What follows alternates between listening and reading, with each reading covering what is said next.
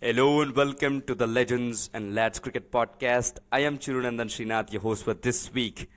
Joining me is Rakesh Rao sir and Krishna Maitreya. We're still waiting for the return of our dear Vijay Lokapalli sir. And this episode we're doing after a 2 months long gap.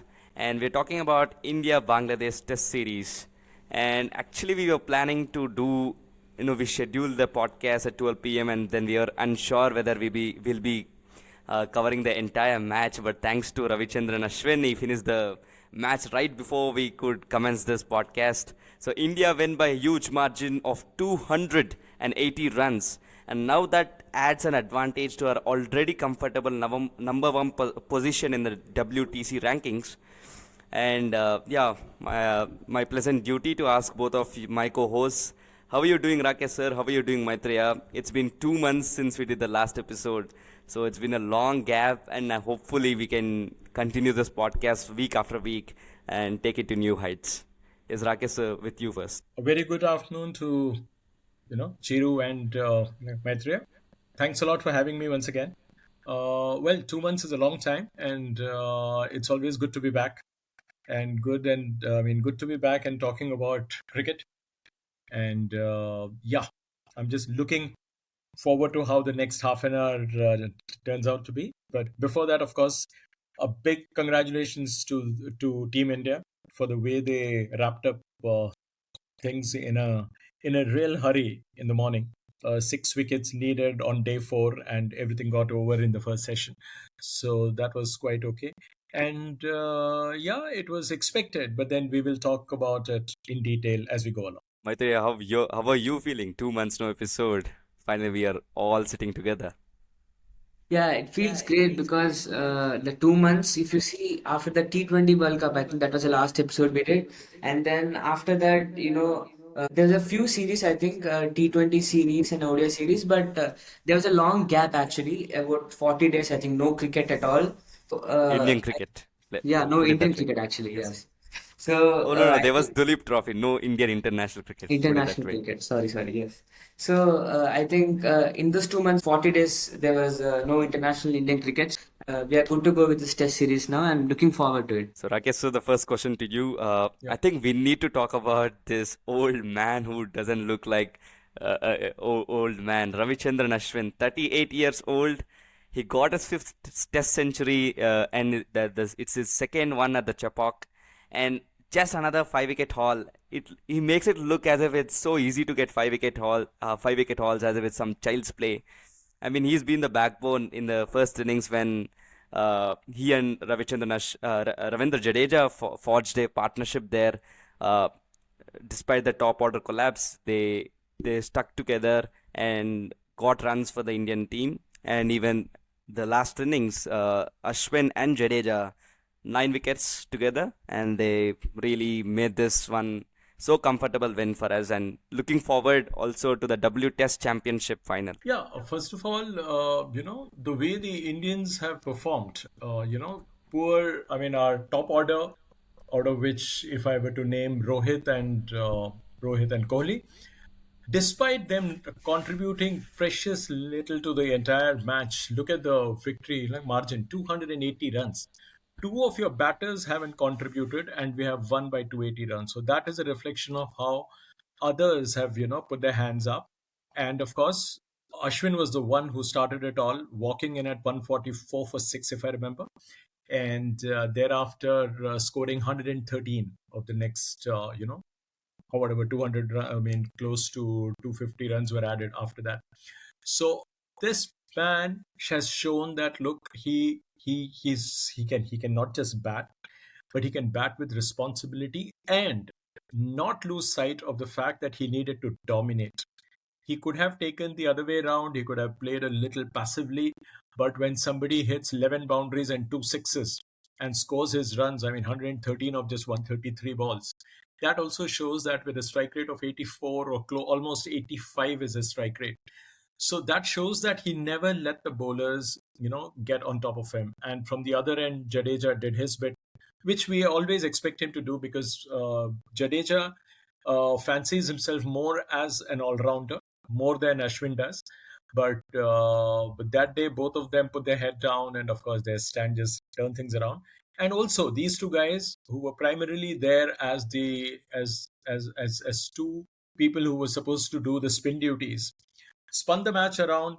Uh, in the fourth innings, just as we had expected them to do, and this is something that we have seen in almost all these matches which are played in India, that fourth innings, the spinners get most of the wickets. So the kind of damage that Jasprit Bumrah, caused upfront in the first innings, and thereafter the way young Akash Deep, he bowled well, but second innings was expected to go the spinners' way. The ball was turning. It wasn't easy to gauge the turning ball and the one that didn't turn. So one had to be very careful. But then it was just a matter of time, because chasing 515 was never going to be easy. And Ashwin was the one everybody looked forward to, and everybody said, okay, he's the man to look up to. And he delivered another 6 wicket haul, 6 for 88. Fantastic effort again.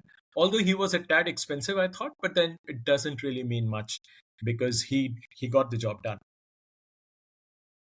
Next question to you, Maitreya. So, Hossein Shanto, the skipper of Bangladesh, he tried and dragged his team, scoring a magnificent 82. But I think it was too late and he was running out of partners. But also keep in mind the huge target set by the Indian team. It was near impossible for the Bangladeshis to, come recover from the assault that Gill and Rishabh Pant did in the third innings. And I'm really, really happy for Rishabh Pant, because all young guys like us, we are big fans of Rishabh Pant. The way he plays, we like his brand of cricket, and we were really looking forward for his comeback and be it the T20 World Cup. I think he did get a 50 in the first match against Pakistan, but after that we didn't see much of him in the next few matches. But now a century for Rishabh Pant in Test cricket. Test cricket is what we Test cricket is something we know we love to see Pant playing Test cricket. Okay, let me put that way. And also Shubman Gill playing at number three, century for him as well. So two youngsters leading from the front and really making it impossible for the Bangladesh team to come in this fourth innings and win it from there. Yes, so I think it's really extraordinary because Rishabh Pant is playing Test cricket after a very long gap, and if you see, we like his style of play because he also, Test cricket. People say it's boring, and after T20 cricket has come, people can't sit through 5 days. But if this generation sees Rishabh Pant batting in Test cricket, I think it will again make them enthusiastic about it because the way he blocks the balls, the way he hits them, the selection, all those things. I think Rishabh Pant, the style with which he plays, even by wicket keeping, he keeps the things lively there. So I think he's the kind of guy, which will, for the younger generations, it will make us feel more enthusiastic about Test cricket. And it's also a good sign, for Gill because Gill's century, I think, has again put back the courage in him that he's again back in form because you see, KL Rahul was not in form and Virat Kohli and Rohit Sharma are not in form. And, in this type of situations, I think it was Gill's, time to prove himself because, Australia series is coming and it's a big series. And if you have to get selected there, there's a lot of competition. Sarfraz Khan is also there as a backup player, and he's playing really good actually in the domestic tournaments. You have to keep performing, otherwise we get dropped. So I think Gill, proved himself to be in the team, and Rishabh Pant, as usual, entertained us, and the comeback man he's called because after that grave accident that he suffered, and he came back, and now a century in the first test itself after so long. I think huge applause for him. They did a really good job, and after Ashwin, these two, their partnership is a second thing that made India win. Yeah. I'll come to you, Rakesh sir. As we already talked about Ravindra Jadeja, we should mention him once again, otherwise it'll be injustice for his brilliant 86 in the first innings. He got 3 wickets in the fourth innings, 2 wickets in the second innings, and he's really been brilliant. And I've read an article where Gautam Gambhir in his press match conference, the pre-match conference, he said that we're not having fast bowling all rounders, but we have to adjust to Jadeja and Ashwin, where we are having spin bowling all rounders, and not everyone has spin bowling all rounders around the world. So talk about this point where Indian cricket team do we really need fast bowling all rounders at this stage, or are we happy with Jadeja and Ashwin? Well, see, if the tail can also contribute, there's no harm. But then it is not something that you look forward to, because there was a time when journalists, all these young journos who were getting into the field, they were told that even a wicket keeper need not be a specialist batter. I mean, that thinking has changed over a period of time. But his primary job was to keep wickets. Similarly, the bowler's job was to take wickets and not to bat.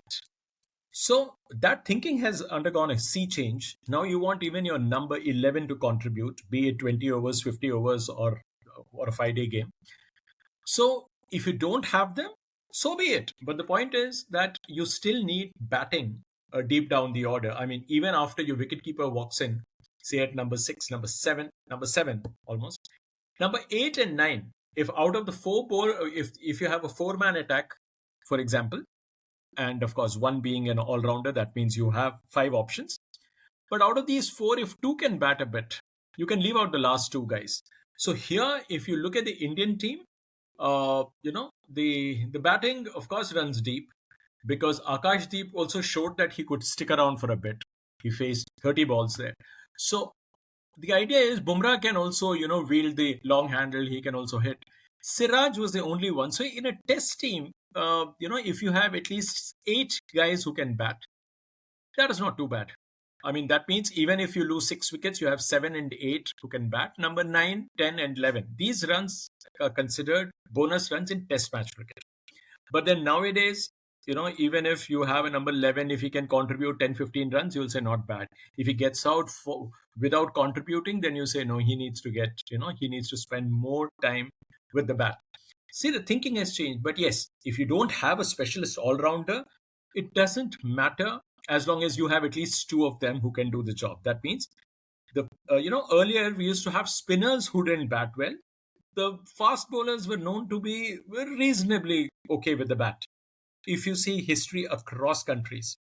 But in India, now we have 2 spinners who are your mainline spinners, the frontline ones. And India can also have the luxury of having a third option if the need be. So you drop, one of the 3 options which you have for fast bowling, and you can go in with 3 specialist spinners who are also all-rounders. Can you just imagine that kind of a luxury with Akshar coming in for, say, either Siraj or Akash? Washington Sundar as well. Washington Sundar is there. Yes, you are so right. So Washington Sundar is another option if the need be. So what I'm trying to say is India has now been spoilt when it comes to options of having spin all-rounders. But yes, your question was whether we need fast bowling options also who can bat a bit. Why not? But with this kind of a combination and this kind of a surface, which are being prepared in India, because I think for a very long time, Indians were almost blamed and ridiculed for preparing wickets tailor-made for their spinners, where the matches would end in less than 3 days. But I think this pitch, I mean, here I'm making a special mention that give credit to the people who made this pitch.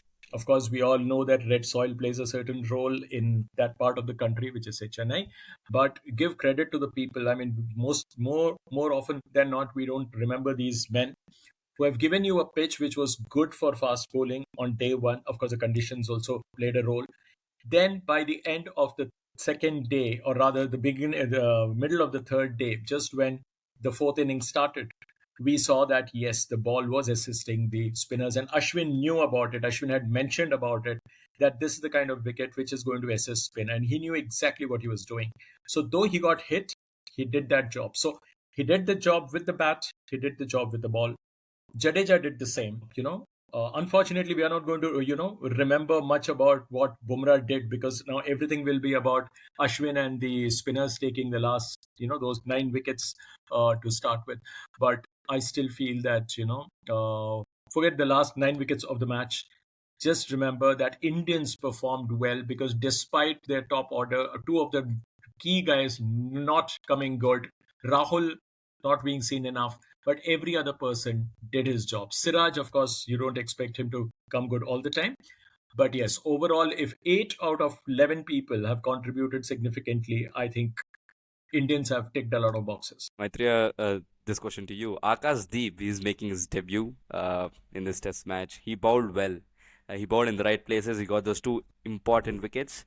And I'm not sure if you watched the press conference, but Gautam Gambhir mentioned that they were looking at fast bowling, workload management, and all that stuff. That he meant that we, the I mean, the combination for each test match, we might not have Bumrah for every test match, or we might not have a Shami for every match. So it meant that we are going to see more new faces of fast bowlers in international cricket.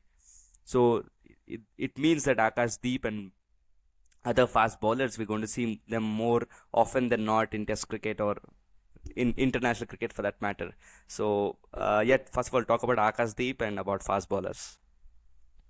Yes, so coming to Akash Deep, I think he bowled just 5 overs in the first innings, and he actually did a brilliant job. He took 2 wickets and gave just 19 runs. Like a guy who is just beginning his career, and that's a really good thing.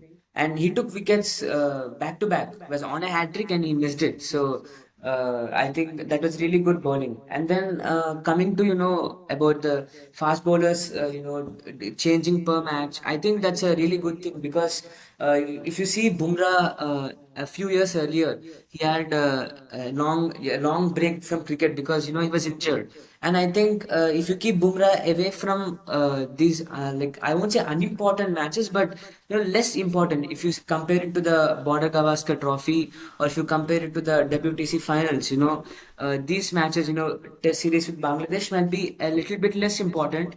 So if we, maybe not play all matches, but maybe play just one of the match or something like that. So if you give more bowlers chances, we'll have more backups also, and people like Bumrah can also be rested because they need to be safe for the crucial matches and they need to be fit. So I think taking the less risk for people like Bumrah or Shami and giving more chances to people like Akash Deep, and since there are many more people, in the domestic cricket, many more people waiting for their chances. So I think it will only be good for the team, and even also making a strong bench for the team because we can rely on someone if someone gets injured. You can't suddenly bring up a new face when an important match is there and the main player is injured. So I think building up a strong bench also is important, and I think this decision will take forward this step. So a special mention should be made to Hasan Mohammed. So I'm sure he got the first. I'm sure you saw him getting the first 4 wickets of the Indian team in the first innings. Now do not have the facility of watching live cricket. But how did you feel when the first 4 wickets were off? And then I remember in the classroom we were watching, we were looking at the scorecard and we were like, what is happening? And we are all awestruck. So what was your reaction when Hasan Mohammed bowled so well and got those wickets? So Hassan Mohammed, taking those wickets was something not that I couldn't expect because Bangladesh just came from Pakistan winning a series, and even though Pakistan team is not you cannot compare it to India obviously, but they are also a good team. So winning against them in Pakistan, Bangladesh has come in a good form. And so I expected, something to happen, but maybe Hassan Mahmood has done, a lot better because he took the wicket of Rohit Sharma, Gill, and Virat Kohli, and Rishabh Pant also. These four top order batsmen he has taken. So he was in a really good form. But what happened was, in the first day itself, he has bowled almost, I think, 18 to 19 overs in the first day itself. And Shakib was not introduced earlier, and the fast bowlers were, getting tired, and that's where they lost their rhythm. If you see, the first, until they got the 6 wickets, it was 144 for six. Everything was going as planned for them, but it was only the fast bowlers rotating, rotating, rotating, and the spinners were not introduced. Shakib just bowled 8 overs, so the spinners were not introduced, and they didn't have a time to take a breath and just stand back and relax. So I think that's where they lost their focus because they were tired and they couldn't, continue to trouble Indian batsmen. And I think that's where Indian batsmen took the advantage. So Hassan Mahmood, maybe if he would have got a little a better break, instead of bowling continuous overs. I think he could have done much better. But already a 5 wicket haul, in his first, and it's the first Bangladeshi to take a 5 wicket haul in India. So I think he has actually done a really good job. So, sir, Gautam Gambhir, he starts his test campaign in style now. Now, how is his leadership going to be different? How is his leadership different from Rahul Dravid's style in with respect to test matches itself? Only the test matches, the approach that Gautam Gambhir has towards test cricket, and how is it different from Rahul Dravid's approach? Well, these are two different individuals. The way they played their cricket, that itself Yes. was different. And individually, as human beings, as cricketers, their approach has also been different. Yes. Rahul was more pragmatic. He would give the impression of getting things done by doing some soft talking. He's not a tough taskmaster, although he has his team in place. He was very particular about the support staff. So Gotham is more in the face. Gotham is not going to mince words, unlike the diplomacy, seen during the days of, say, a Ravi Shastri or a Rahul Dravid. When it comes to calling a spade, he'll be more like Anil. Anil Kumble was like that. Anil Kumble would still be straight enough, despite his very soft demeanor. He would still seek results, although he didn't last too long. But how I wish if he had lasted longer. But coming back to Gotham, I think, is more result oriented. He's completely driven by that. He doesn't care how the results come. He just wants to ensure that people give their best. He is also very aware that his longevity as the coach of the Indian team depends on every single individual. So you suddenly see this, all this. I mean, whether it was meant for the media, meant for the people at large, that Virat and Gotham coming together for that little chat, which was well publicized everywhere. I mean, the BCCI took the lead and said, "Okay, let's make this happen," because people. I mean, everybody was talking about how Virat was going to be dealt with as long as Gotham is in that room. But of course, they have put that to rest, because the idea is not to lose focus of what you need to achieve. Now, the focus as the coach of the test team is to make sure that India reaches the WTC final. Now, here you cannot go along because India has another 9 test matches to go. Now, you cannot just go experimenting. Now, if you talk about workload, okay, for example, let's take Jasprit Bumrah. He has bowled, say, 21 overs in the match. Now, 21 overs in a match for a fast bowler is not too much, and most of his spells have been 3 over spells. So you're already managing that bit, and the risk of injury is curtailed big time, and that's what you need to do. And also, you have to see the surface, the kind of surface where the bowlers, do they have to bend their backs? If you are going to Kanpur on a turning track, or when the New Zealand team arrives here, if you're still, trying to see that, okay, if we are going to prepare wickets where the fast bowlers don't have to do much. So the workload management also doesn't have the same kind of meaning and emphasis. But yes, going forward, you need to save people like Jasprit Bumrah for the big tours and the big matches. But at the same time, you have to give them enough work. You can't just take them off work and just keep them, or during that off season kind of a training. No, you can't do that, because Bumrah wants to bowl. So as long as the bowler wants to bowl, and then of course you know that because there is a very specialized team working with these guys. So Gautam Gambhir is aware of these factors. Seriously, he wants results. As I said, if he wants his best man fit for the job, he will rest him. But at the same time, he will not compromise with the results, because he would like India to go for a win every time, even there is a, say, half a chance of winning the match. He would like Indians to take it. So this is much like the approach of Rishabh. Rishabh has always mentioned, and once he told me also after we won that series in Australia last time around, and the way he hit that match winning 100, or rather the series winning 100, he said, "Bhaiya, main aisa hi khelta hu. This is the way I play, and I always believed that we could win that match." Now, that is what the new generation brings in. This is where Gotham is neither too old nor too young. But yes, I think he will go with this kind of a feeling that any player who puts his hand up should ensure that he finishes the job. With Rahul, it was a little bit defensive. He wasn't as like in the face. Yeah. Aggressive, no, he's not the aggressive type at all, but his silent aggression was fantastic. I mean, I would respect him for his aggression. His brand of aggression was far different than that of Gotham. So I'm going to expect, I mean, I really expect Gotham to be a little more diplomatic. I mean, he's not diplomatic at all. But then with Virat in the room, with Rohit in the room, he has to mend his ways a little. He can't go off the handle. So I think he will have to manage his people better, and for that, communication matters. This will bring you to the end of today's episode. I'm very sure that we're looking forward for the next test match that happens on 27, and I'm actually looking forward if Sarfraz Khan can fit in by chance. I mean, if Rahul is to be dropped, I'm sure they're not going to drop KL Rahul, but I'm actually looking forward for Sarfraz Khan playing this test series. Concluding on that note, this will bring you to the today's to the end of today's episode. Thank you, Maitreya, for coming. Thank you, Rakesh sir, for joining us. And this episode was a short and a sweet episode after two Thank months you so long much, wait. Chiru.